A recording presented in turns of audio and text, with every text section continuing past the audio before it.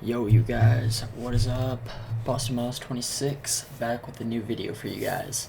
So I'm doing this one a little bit different. I'm going to be most likely doing this if I can get it to work and everything works out. I will be doing my reviews for the ones who live. I just watched the third episode, which was titled Goodbye.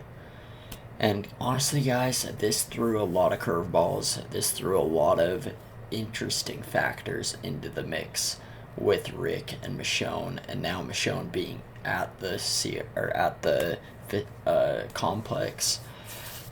Let's get right into it. I do have like a whole like brick text of notes, so I will kind of be going through those. So, in the opening scene, it starts out with Michonne it starts out with a year ago title card where it shows the windmills in the background connected to the city. Rick is there where he had first got brought to the city, and he met Jadis while walking through the town. So this right now is technically when Rick first got to the facility, or got to this community where Jadis brought him. Obviously, tensions are high since he has hard feelings against her. Jadis tells Rick that she had a deal along with these people for when she would give her loyalty to them in exchange for supplies. Rick states, "You brought me somewhere that I can't leave," which is pretty crazy to think about, because that's the only thing that Rick wants, is getting away from the CRM and getting away to actually go and find his family, which I thought was a really cool scene. Jadis states, "I could have left you on the side of the riverbed," referencing when the exploded bridge had happened and he saved her, and she saved him. And then it flashes back an hour ago, which shows Rick talking with what's her name? Pearl Thorne. Yeah, and it shows them talking, and it states their fates are bound together, meaning Rick, Michonne, and herself. Jadis threatens Rick and his people back in Alexandria, which would result in her death and a particular file to be sent out and opened, which I'm assuming is the file that she's referencing is her talking about what happened with Rick and Jadis, their past and everything like that. I could be wrong, so definitely let me know, guys, in the comments. But and then after it goes through the title card and the credits, and then the new scene, it shows Michonne on the wall as Rick was when he had got there and was killing walkers at the wall. She's still using her fake name Dana as to clean up the dead walkers. And then it moves on to Major General Beale and the others are having a funeral for Okafor that had died when Michonne and Nat had shot down the helicopter and it struck Okafor in the chest. So they were having that funeral done.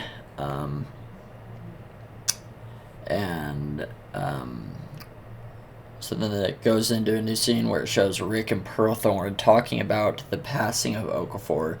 Then Major General Beale comes into the scene as it shows them talking about the passing of Okafor as he hands Rick a book and asks him to look into it. Also, Thorne leaves with Major General Beale, which they get in a Humvee and drive off, and I think he just walks back to his apartment. And then a new scene, back in Rick's apartment, Thorne tells Rick that she has been promoted to command Major Thorne, and was given the full echelon briefing, or the full briefing, and then Rick states the echelon briefing, like asking a question about it. She states that Dana Michonne is on Major General Beale's radar now, which makes sense because it showed that Michonne has a lot more capabilities of survival, which she was on the wall with the bow staff killing walkers it definitely showed that Michonne knew more than what she was letting on to Major General Beale and Pearl Thorne and all them. Then Rick is with Michonne. He instructs her to go to locker 78, where I had left you a little something there, and I quote, along with a map to escape with a canoe, close quote. The thing that Rick left her was a sword. Then shows Michonne out by the canoe, but no Rick. She finds a note, and it stated that he wasn't coming. That right there was actually a really interesting scene, because it kind of showed that Rick wasn't going to come, that Rick wasn't going to try and give his full, I want to say, like, commitment to trying to escape, when numerous times he tried and failed, which I thought was a really interesting scene, but that's just me. Then this was the only way that she could actually get out alive, but that Rick was staying, and then, quote, I love you forever, if you love me, you'll go, quote. That was in the letter that he had left her. New scene, shows that Rick and Jade is talking about how he had tricked Michonne to leave the community, and then, quote, you say you did it for her, but are you sure there isn't something else that isn't keeping you here, Rick? I did save your life, close quote. And then Rick states, well, now you have to save hers. You're a hero. With a blank haircut. Like, he says S-H-I-T, but it's just funny. It's just funny to hear Rick kind of talking like that. Alright, and then it shows the new scene where shows that Michonne is talking with Judith, which is over-talking, which is just her talking pretty much to herself, but anyways, I just call it, like, over-talk. And then it shows where Rick found the person that did draw her and Judith for Rick to leave on the phones that he would leave them. And the coolest part about this, guys, was that Michonne spoke about Carl. I have not heard any referencing anything like that to Carl aside from the end of The Walking Dead, when Judith, Michonne and Rick's daughter, where they were talking about Carl and all that. But now to bring it into this series, it's awesome, guys. It is. Alright, and then we got a new scene where Michonne is called over by Thorne and Rick, talking about the city and the consignment that she had been put on with the wall. And Rick, Michonne, and Thorne are now together that was pretty much just the basis of it. It was just them discussing that. And then the new scene, it shows Rick, Michonne, and Thorne are now on a helicopter talking about how this military protects the city as well as the surrounding valley.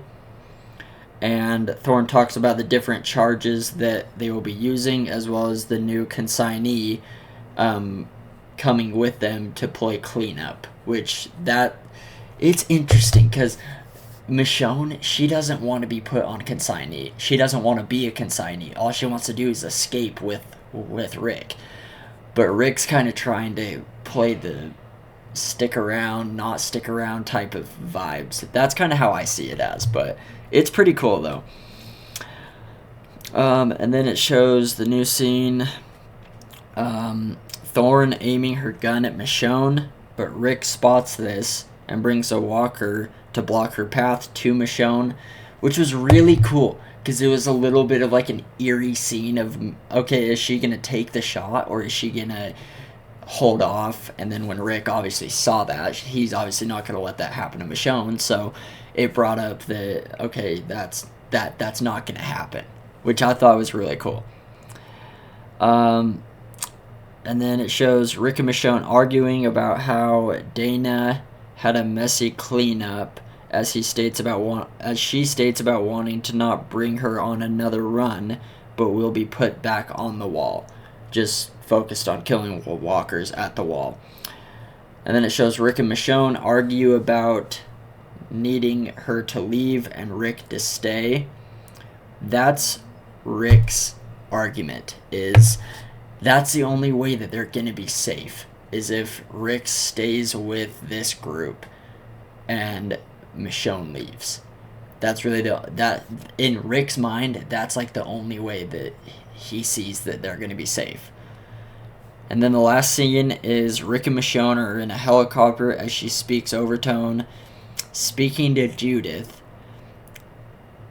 as she grabs Rick, flinging her and him out of the helicopter door, as the scene ends with Michonne stating, I don't know if we will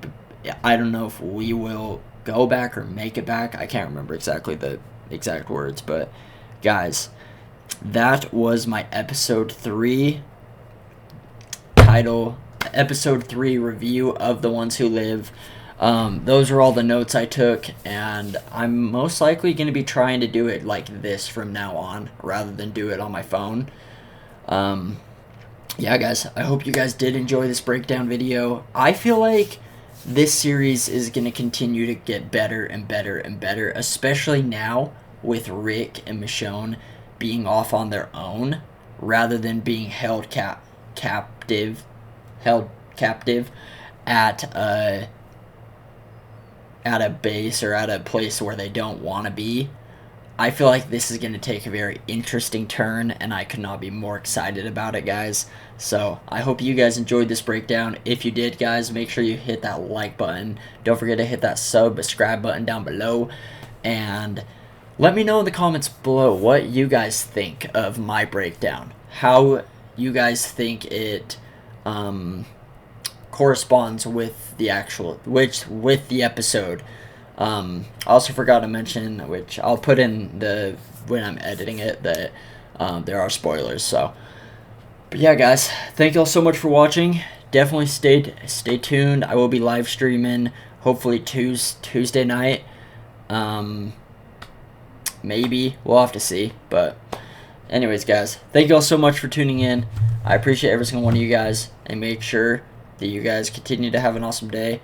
And I cannot wait to keep bringing out these review videos. These are so much fun for me to do, and especially with this new way of me recording myself doing it, I hope you guys enjoy it. So thank you all so much for tuning in, and I'll catch you guys in the next live stream. Peace.